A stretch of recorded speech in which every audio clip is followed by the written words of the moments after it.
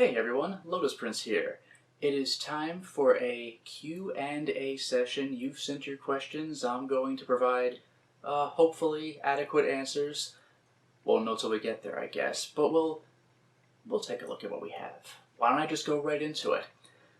Thacaphon asks, what are some of the most out-of-context or unfitting noises, dialogue, or text you've seen in video games? Some examples that come to my mind is like the tomato splatter noise in the Ring Terror's Realm. It drains all the tension in that game. Yeah, that cartoon like sound effect, like that stock sound effect in this horror game. You're like, wait a second. Or in God Hands, people yelling, "You're not Alexander!"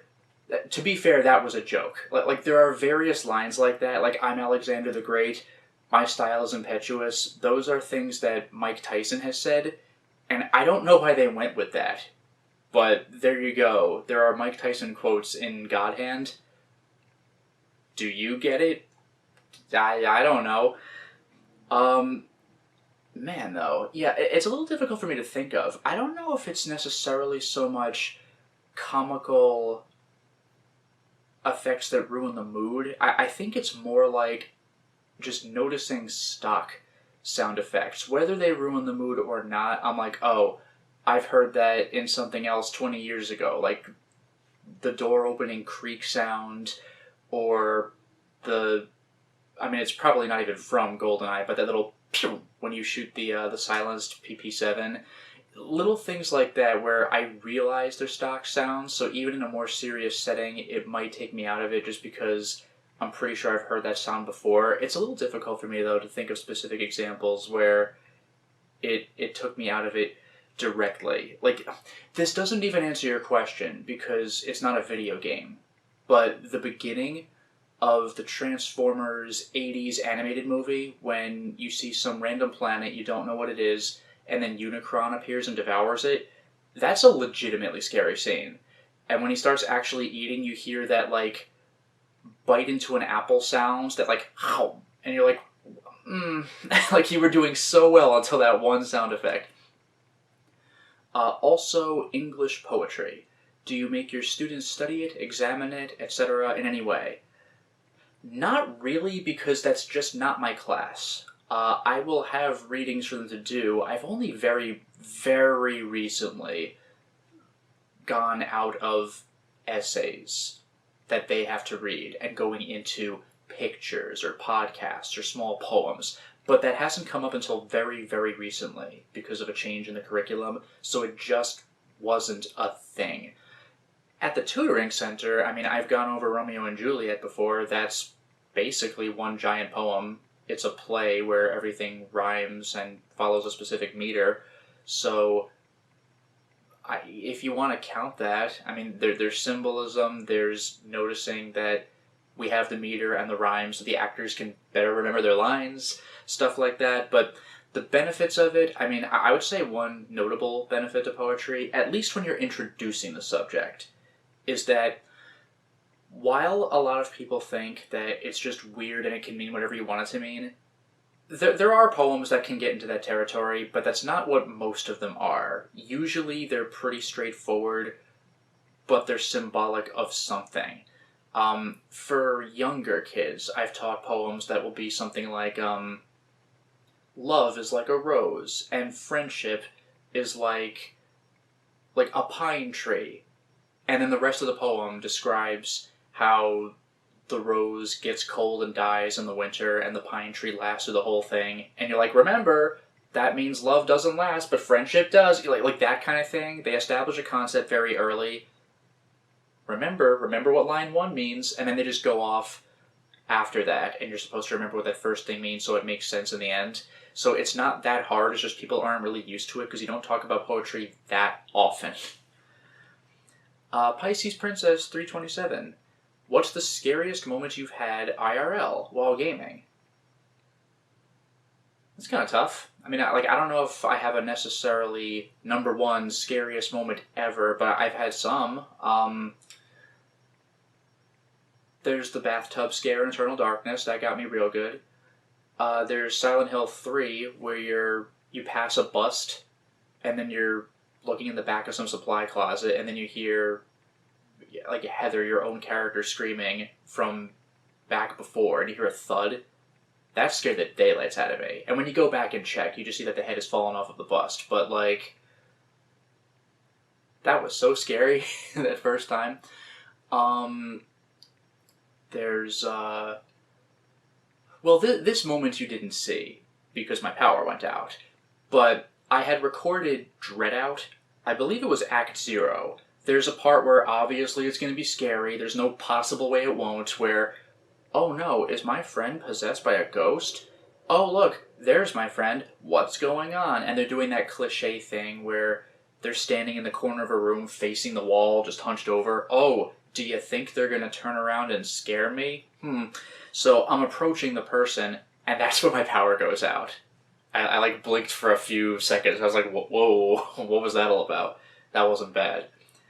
And then, of course, there's White Day, the original one, where that woman is crawling on the ceiling, and I didn't quite perceive her for what she was, because her hair was so long down to the ground, and the graphics are from the 2000s. I thought the hair was like a pole. She looked kind of like a coat rack, where her arms and legs were like the arms of the coat rack sticking up. And I'm like, what am I looking at? And then it scuttles toward me. Oh my god, I freaked. That's in the Let's Play. Overlord Mao, got any games you're eager to do a future Let's Play on? Yeah, there's a bunch. There's stuff I want to follow up on. I want to get to Resident Evil 4. I want to do the damn remake of Resident Evil 2 already. I still haven't played that game at all. And now we have a remake of Resident Evil 3 and 4. Whoops. I want to follow up on the Clock Tower game. There's a bunch of stuff I want to get on. Were there any games that you were in the midst of playing and stopped for whatever reason? I don't know, like Hitman 2, like old Hitman 2, like Silent Assassin. That game's just hard. I don't know what I would think of it today, but that game kicked my ass in high school. I think I gave up on like level 2. Even level 1 I beat the wrong way, where I just got caught and shot everybody. That game is hard. I also quit Jet Force Gemini's final boss. I did eventually come back and beat that, but the bosses in Jet Force Gemini are no joke. Silent Pain. What is the longest and or most difficult to pronounce word or name that you know at this point in your life? And language doesn't matter. That's kind of tough.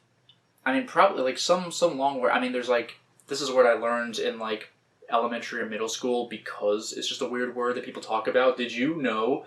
But there's, like, what is it? Like, anti-disestablishmentarianism or something like that? I don't remember what that meant. But it's a word that exists. We got it. I'm trying to think of other words you might actually use today that just are weird.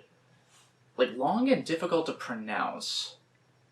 I don't know, like, there are some words that just come off a little weird in writing, like ichthyologist or something like that. Words where the consonants don't line up quite the way you expect them to. The Space Dog. When it comes to your physical media collection, what's your favorite item within it? I don't know if I have a number one favorite. Although I can show you a few novelties, at the very least, that just stood out to me. Yeah, I might as well grab one of them, and I have 3 set up. I'll show you 4 things, why not? Okay, I have 4 things to show you. One of them is the JoJo's Bizarre Adventure OVA from the 2000s. You cannot officially buy this anymore. It's not going to be streaming. It's not going to be resold, unless some sort of changes happen, but this was made by a studio that shut down after making this product because there was a controversial element to one of the small fragments of one of the episodes in this, and it just killed the company. So these are the 13 episodes of JoJo Stardust Crusaders, the OVA. It's only 13 episodes, so it's a very abridged series, but the visuals and animation quality are gorgeous. There's a lot of panning in the first bunch of episodes, the ones that were made a little later, but once things really start picking up, it gets captivating. I didn't have to hunt eBay for this or anything. I actually got this, or I should say my friend Vice did. He bought a few copies on Right Stuff. Right Stuff is still a website, even now. They're still selling all sorts of anime stuff. It's pretty great. And he got this in like 2008 or 9 or something. And it even comes with like a little advertisement slip. Ooh, Death Note. Look out for Death Note. That's coming out soon. It'll probably be cool. You're going to like it. It's kind of funny. So there you go, the JoJo OVA box set. Otherwise, I have some stuff that I don't even know if people have heard of. Like, this is weird. For starters, I have the Folklore art book. The awkwardly long and horizontal Folklore art book. I found this in a retro game store, and it was in the case in the front because you can't really put this thing on the shelf. But at the time, I thought to myself, oh, I have Folklore. I don't have the art book. I'll pick up the art book. Easy. You know, it was nice and cheap and everything. I don't know if it's worth anything today, if anyone's looking for this, but it is quite rare because it turns out that this was promotional material. My copy is 205 out of 250. So there were not many of these made. What this was a sort of prize. If you downloaded the Folklore demo on your PlayStation 3 and you played through it and then submitted your data to the devs, there was a chance you could win one of these. I never did that. I didn't even get a PlayStation 3 until... I don't even know when. 2010 or something? Like, way too late.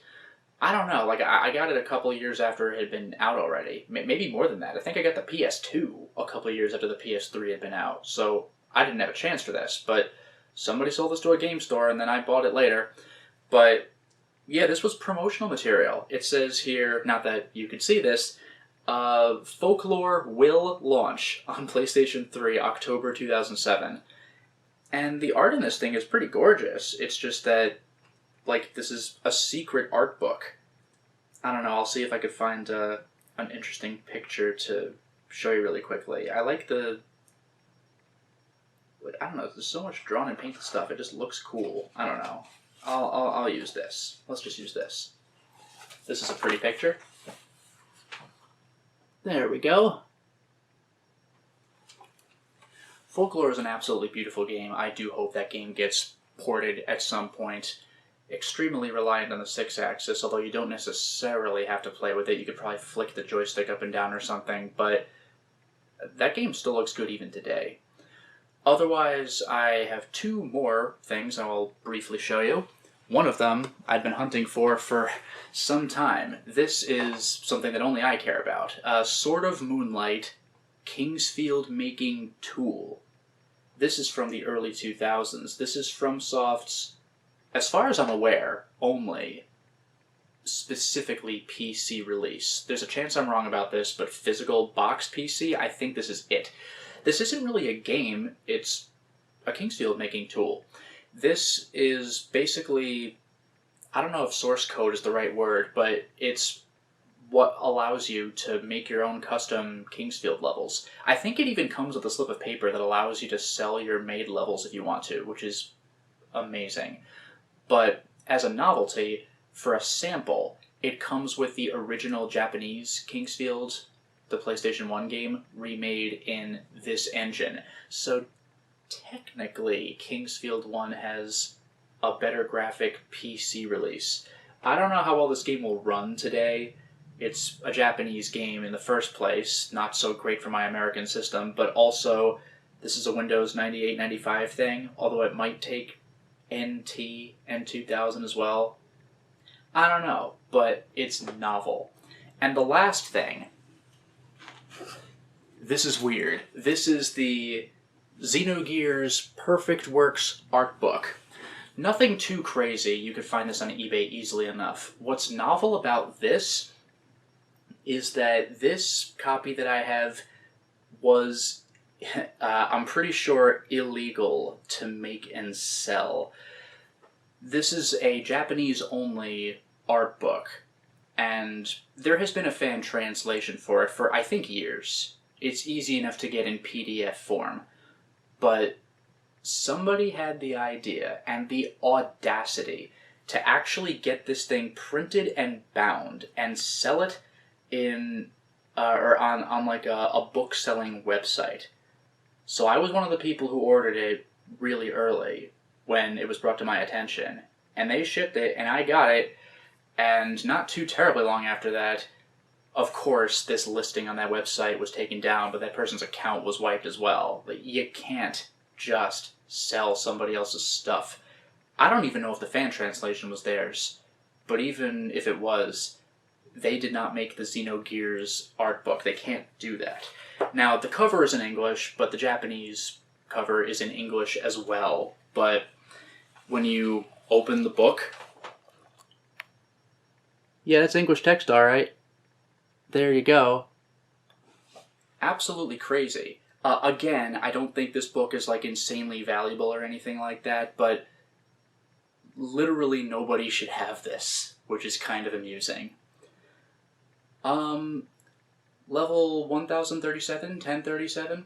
If you could live in any video game world, where and from what game would it be? Probably something as mundane as possible. I don't want to live in insane RPG land where evil wizards blow up the world, like Final Fantasy. Like, nope, that'll be a disaster. I don't know, like, something like Pokemon. I know Pokemon is populated with a million monsters, but they don't kill you. They just kind of exist. They're just animals in the wild. I don't know. Manny Stovall, 8225. What are your thoughts on Postal 1, 2, and 4 No Regrets? No comment. I haven't played them. I know they're crazy irreverent to just go around killing a bunch of people, but I haven't actually played any of them, and I don't know one from the other, except for obviously one will look graphically better than the others, but I don't know. I'm sorry about that. Actually, Alyssa Milano, what is your favorite horror movie of all time? That's a little tough, but I might go with The Thing. 1982, John Carpenter, The Thing. That movie's amazing, and it really conveys paranoia well.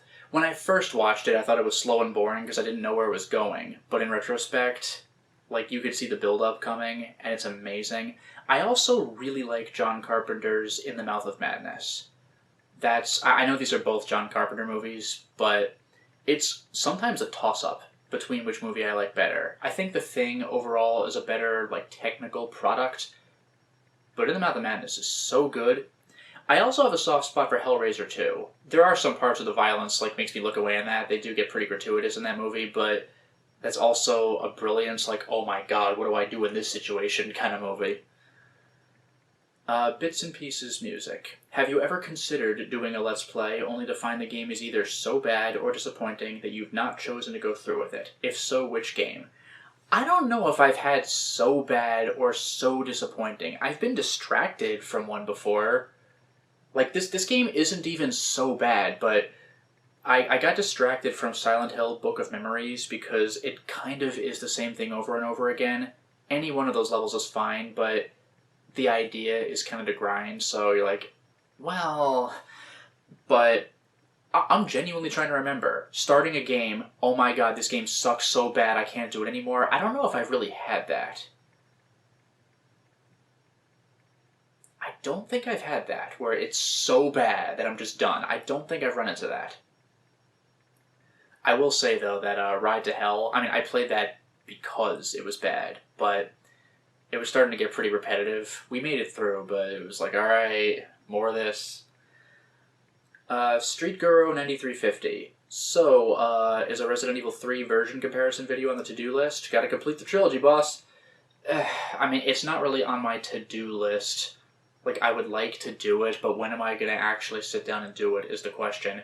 I do still have all of my RAW files from when I Let's Played Resident Evil 3 on the GameCube, actually, not the PS1. But I haven't captured any other versions of that game. Die Goodin, or The Goodin, 520. What would you say makes a good environment for a horror game? I don't know, like, I would say the atmosphere is what helps, because you can only do a hospital so many times before it becomes cliche, right? Like, all sorts of places could be good horror areas. The Texas Chainsaw Massacre was mostly in broad daylight in a field. Well, in a house in a field. Only the very end of that movie was at night, and that movie was still uncomfortable. You can make it work, it's just probably how you execute it. And what are your thoughts so far on the Resident Evil remakes? I sort of spoiled this earlier. I'm sorry, no comment. Like, Resident Evil 1 Remake, I played that and I loved it. It's in fact my first Resident Evil game I've ever played. Haven't played 2, except for the demo. I like the demo for the, what was it, 30 minutes they offered it? Resident Evil 3, haven't touched it. Resident Evil 4, I played the Chainsaw demo, I liked it. That's the best I got. Kriekun6222, any co-op videos coming soon? Unfortunately, no. Like, some of the people that I've done co-op videos with just have kids now. It's very difficult to make that work. And other people have greatly differing work schedules, so it's hard to make that work. I would like to do more co-op videos, but I don't have any planned. Neon Wave 1, are there any games that enraged you for whatever reason, or disgusted you so much, or had something that went against your personal values or morals that not even a Patreon request would ever convince you to play them again? Play them again. So I played them once. I don't know if I've had that. Like, I played it, and I'm not going back.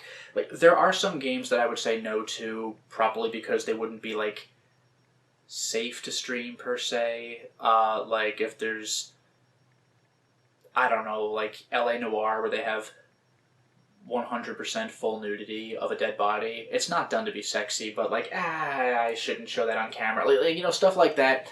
I don't know if I've had something like, this is so repulsive, you can't make me play it. Like, there are a couple of games I would say, no, I'd really rather not, but I don't know if I've had any, like, enraging, like, you literally couldn't pay me to do this. Like, I've said no to Patreon requests before, but not for that reason, so I haven't gotten into that territory yet.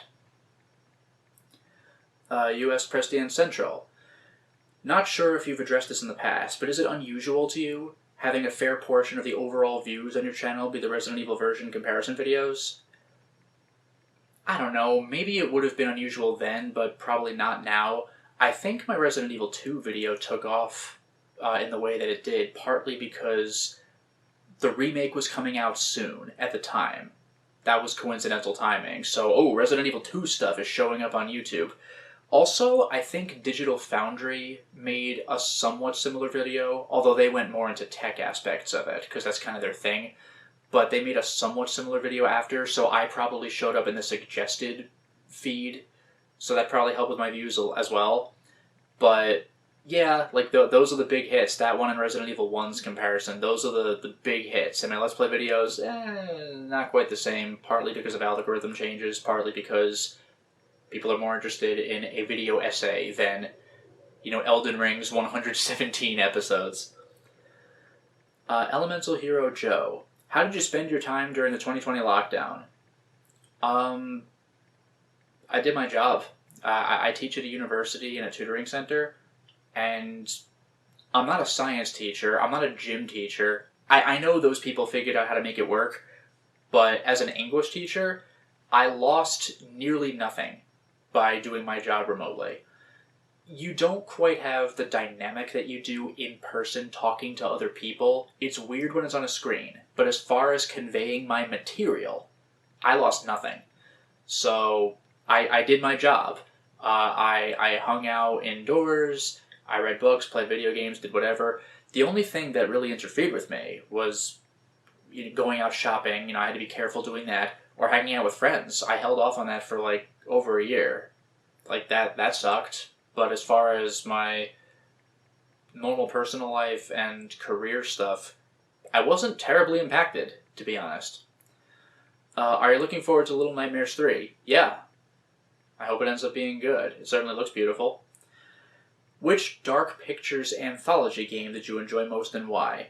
Probably House of Ashes. Partly because it did not have the same kind of reveal that Man of Medan and Little Hope did, but also the gameplay mechanics evolved a little bit from game to game, and House of Ashes is the culmination of that up to that point. I still have not played The Devil in Me, so no comment on that one, but I'm excited about it. Mystery War Animation. Do you think the actors and writers' strikes will have a big impact on gaming, in particular narrative gaming? Not really, because that's a Hollywood thing. Like, the video game industry, I think, is a different beast entirely. I kind of hope that it does, but I don't think it's going to. I think that would be a different strike for that to really interfere with stuff. But in the meantime, I don't think it will. The only possibility is if there's some kind of crossover where an actor also does voices for video games and they're just taking the whole thing off. But for the most part, I want to say no. User CM3IJ6XC8N. Have you ever played the Silent Hill text-based game? Barely, but I think it was Japanese. I mean, the game is in Japanese only, but I don't think the fan translation existed at the time. So it was more of an experimental test. The funny thing is I actually own the physical copy of the game. I actually legitimately own it. I just can't read it. But now a fan translation exists, so I could theoretically play through it. Will you ever do a Let's Play with the board games again? The idea is interesting, but it was just such a pain to execute, mainly because of how I'm doing it. I'm holding my camera with one hand, and I'm manipulating the pieces with one hand, so I'm doing everything with one hand and trying to hold the camera steady, and it's super awkward to do, and the other games don't really do Let's Plays so well. Resident Evil 3 might, but I sold that game as soon as I bought it, because, I realized it was the same as Resident Evil 2. I'm not going to play this with anybody. When am I going to get a chance to do that? And there are so many boxes. I'm sure the game is good. I like Resident Evil 2. That game was great. Resident Evil 3 is probably similar. It's probably great. But I just can't do it. Where am I going to put this stuff? How am I going to play it? And the same thing, I actually have a bunch of the Dark Souls stuff, but setting all of that up, and there's so many little pieces, and I'm playing it by myself, and even if I did play with friends, it would take several sessions to do. It's just too much of a hassle. Maybe the possibility exists in the future, but I doubt it at this point. Any upcoming horror, sci-fi, fantasy games that you have? It says that you have no interest in, but I'm not sure if you meant have interest in. Have no interest in? Probably, I just don't pay attention to them. Starfield, I don't care. Baldur's Gate 3, I've only played Baldur's Gate 1. I don't have this hype for Baldur's Gate 3, even though I have been playing actual D&D lately. I'm sure the game's great, I'll probably look into it eventually, but I don't have this pressing need to play it now. Games that I do have interest in, though, I'm looking forward to Eiyuden Chronicle. Sea of Stars just came out. I'm interested in that. I played Armored Core 6 for an hour and a half. I streamed it once. I look forward to getting back to that eventually. But yeah, there are some examples. The Jurassic Junkie. I jest, but why is the statement, "For now it is time to stop the installment," so hard on the soul? Yeah, you get used to it after a point. This is where we're cutting off. But also, sometimes when I stop are pretty brutal times. I realize I've already been playing for 45 minutes. Oh, here comes a big boss fight. I just don't have time. We're cutting it off right before it's about to get crazy. Sorry, that just happens sometimes. Tony9363. Can you at least give me a time frame when you anticipate playing the Resident Evil remakes, please? Years. Sorry. I'm trying to play the Resident Evil games in order, and I am still on the PS2 era. I haven't even gotten to the Resident Evil 2 remake. I gotta make it through the PS3 era first. Kelitholaus? 2231? Has there ever been a game that, like with Snatcher or Silent Hill 2, you've been thoroughly awed by either how well it was written or how much atmosphere it's had going for it, that you've gone back to it multiple times? That's tough because I'm an adult now, so I don't have quite that luxury. I'm going to play this game again and again, I haven't really done that, even though I have been awed by games writing or atmosphere or whatever. Suikoden 2 was really amazing, for example. I probably will play the remake of that, so I can play it again. But I'm not going to oh man, I just keep playing Suikoden 2. It's a long game. But I have had games that have impacted me, for sure. Obviously precluding the two examples above a little bit, because I was thinking of more obscure titles like Rule of Rose or the like. Yeah, Rule of Rose had an impactful story, for sure. Although that game is rough to replay, because it just sucks to play. But yeah, no, I'm definitely in agreement on that. Seibutsu. You are a video producer who is known for focusing on video games as a subject, be that Let's Plays or the occasional retrospective, but what video, or other medium, creatives, have inspired you? Or do you just enjoy watching yourself outside of video games? I don't really watch myself, unless you count the editing process. I don't tend to go back to my own videos. Oh, look at that. That was awesome. I mean, like, I do watch other people do movie and video game discussions or playthroughs or stuff like that. I like watching games done quick speedruns, for example. I've mentioned this one before. He doesn't do videos anymore, but from back in the That Guy with the Glasses days, now it's called Channel Awesome, but back in the That Guy with the Glasses days, there was a user called Paw, like a cat's paw, P-A-W, where he did Let's Plays, and I wasn't particularly interested until I saw him doing King's Quest V, because I didn't know anyone else had heard of King's Quest. I didn't know how popular it was back in the 80s. And I was like, oh, King's Quest. Let me see what his take on it is. And that's what got me to realize it's not just showing a video game, it's also the person who's playing it, how they're discussing it, if they're discussing it, etc., etc. So that was an inspiration to me. Just enjoy watching, though. Like, there's a bunch of different people who do movies and TV shows and games and stuff like that. I enjoy, like, Red Letter Media, for example. I already mentioned Games Done Quick. There's stuff like that. Who do you think is making the most unique or important content on YouTube today? Be that pushing the medium creatively, looking at concepts and topics others aren't, or just doing things that are important for others to see. That's really difficult for me to answer, because I watch the people that I watch. I don't know who's doing big, great, important things or super clever subversions of the medium or whatever. I don't know if I can really answer that. That's just difficult.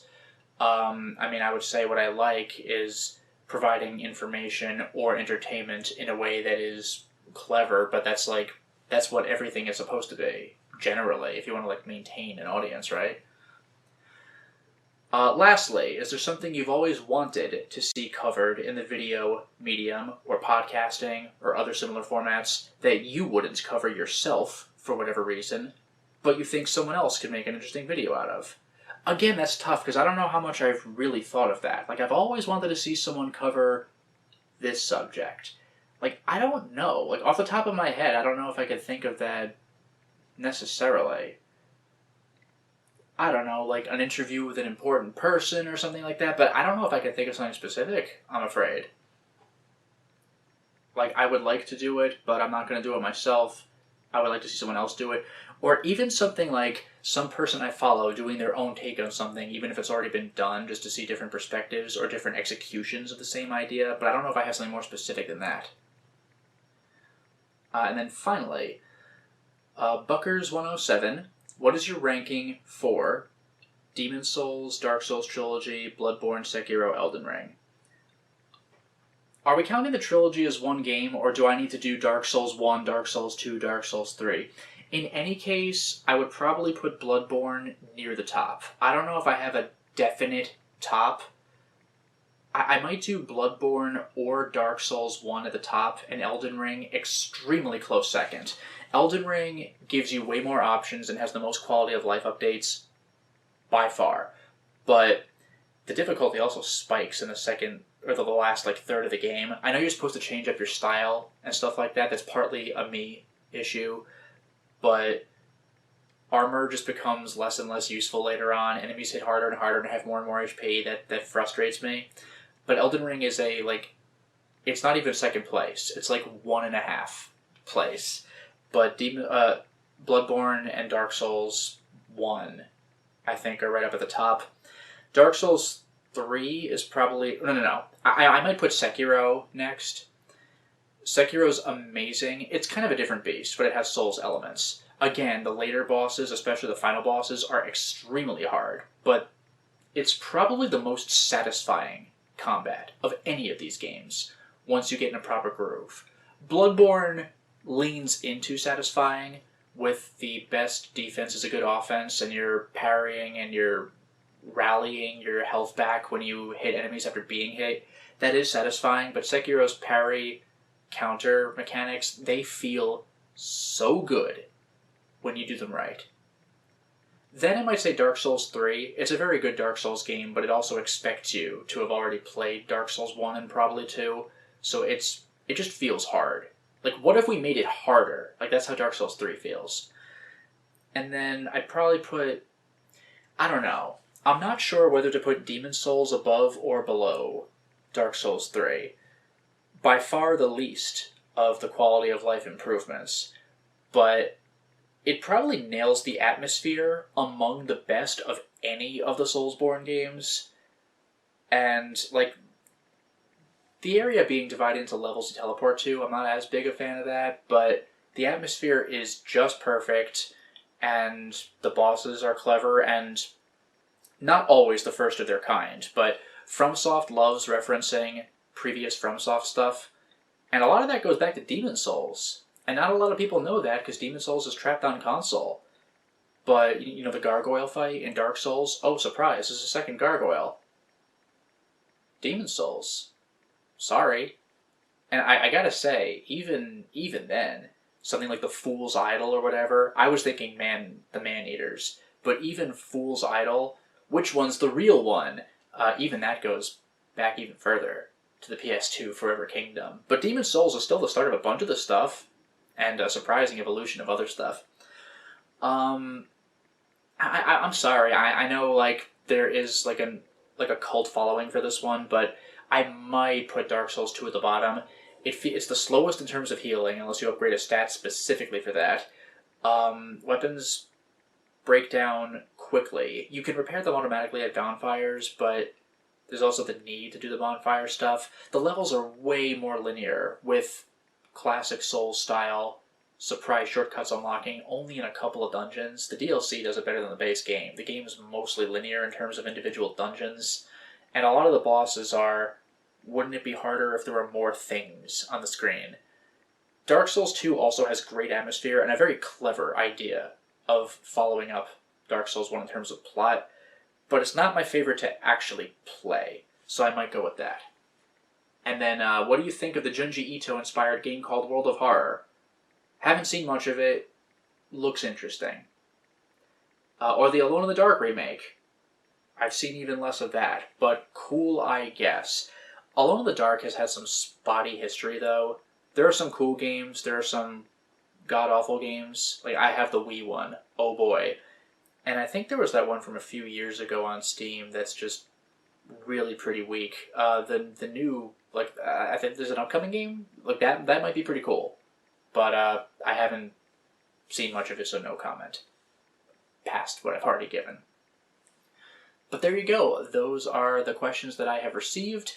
Hopefully my answers have been, at least acceptable. Thank you very much for your questions, and of course for all of your support.